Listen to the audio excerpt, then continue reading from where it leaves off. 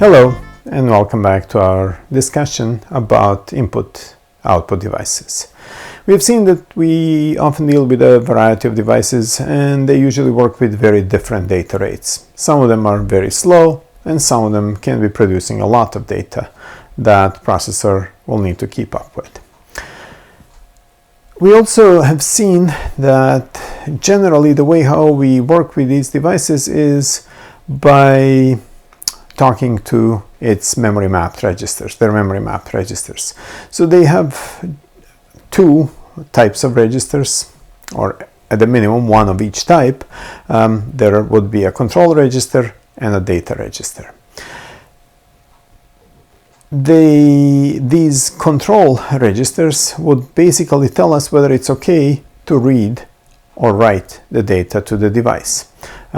We can use an analogy of a flagman on the road that tells us whether it's okay or not to go through a part of the road. If they have a raised flag, that means that we should generally stop, and then if they drop that flag, then it's okay to go.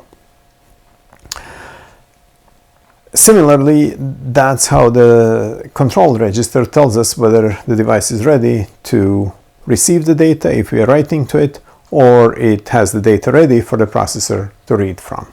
So where is the data that should be read from? That's in the data register. It's also the register that we are going to write to. So in a procedure called polling, a processor repeatedly and periodically checks the control register. And there is usually one bit over there that is a ready bit. The ready bit means that either the device is ready to receive the data or it has some data that is ready to be sent to the processor. That ready signal is typically a single bit and it is controlled by the device. The device sets it by changing its value from 0 to 1. The processor then will load from the device or write to the device, whether it's an input or output device. And the I/O device resets the control signal from 1 to 0. As we said, this is a procedure called polling. So let's see an example of a polling code. This is, by the way, the simplest procedure, simplest method that we can use to work with input-output devices. So in this example, we have a memory map that contains one input device and one output device, and each of these devices just has one control and one data register, and so input device has one input control register and one data register, and output device has one control register, one data register. So here are two loops, one for working with the input device, the other one that conversely works with the output device. Conveniently, the first entry into the memory map is set to be a value 7FFFF000, last three digits being zeros, make it convenient to use a LUI to load that address into the temporary register, and we don't have to follow it with an add immediate. So then we enter this loop. The loop essentially loads the value from the control register, input control register, and checks whether the ready bit has been asserted, whether it's equal to 1. It is going to stay in this loop as long as that is equal to 0. This AND immediate is going to keep, is going to produce a value of 0 unless the ready bit, which is the least significant bit in this register, is asserted. If it is, it will exit the loop and load the data. I'll do whatever it needs to do with the data and continue polling at some point. The output polling works exactly the same way. We would like to, for example, write to display from A1.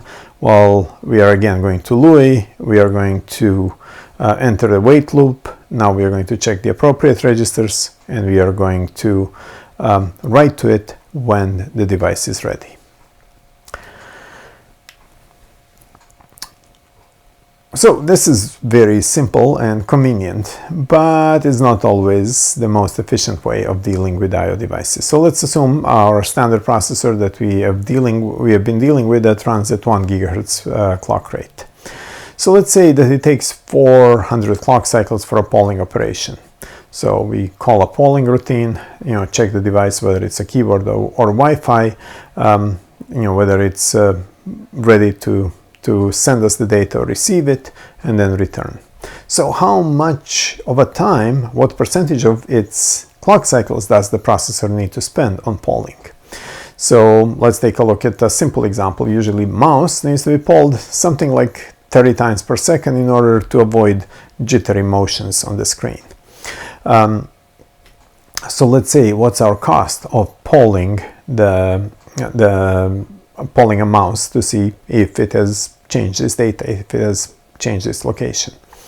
So when we're polling a mouse, let's say we said that we need 30 polls per second, and each poll takes 400 clocks to complete.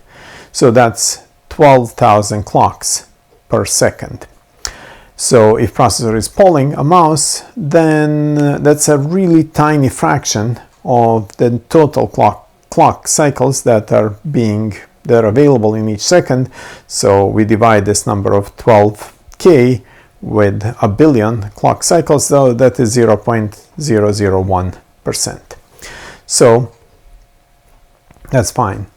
That's not a big load for a processor, and processor can poll that kind of an input device. However, it's kind of not practical if we are polling all of the devices and we don't know when to stop polling for a polling mouse. If we know that if there is not going to be mouse activity.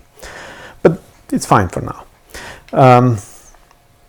Let's take a look at a different device, the device that has a lot more data. For example, if you would like to poll a disk, and the disk, let's say, is a moderately fast one that is capable of producing 16 megabytes per second, and we need to do 16 bytes per poll.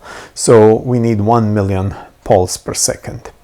So how do we how many cycles do we need to spend on that? What's the percentage of cycles? So we need to do 1 million polls per second. It's going to cost us again 400 cycles to do each poll. So that's a 400 million clocks per second that we would spend on polling the disk. Well, we only have a billion cycles per second. That basically means that this processor will be doing nothing else than polling. 40% of clock cycles basically would render that processor not be able to do much other things. And by the way, also polling disks that produce a lot of data in larger chunks, polling them to receive small chunks doesn't really make that much sense. So trying to get 16 bytes per poll may not be the best way of doing things. So we need to come up with a better way of working with these devices that can produce a lot of data. And what we'll find out when we discover that, we'll most likely use that better mechanism for everything else. We'll get to that after a quick break. See you then.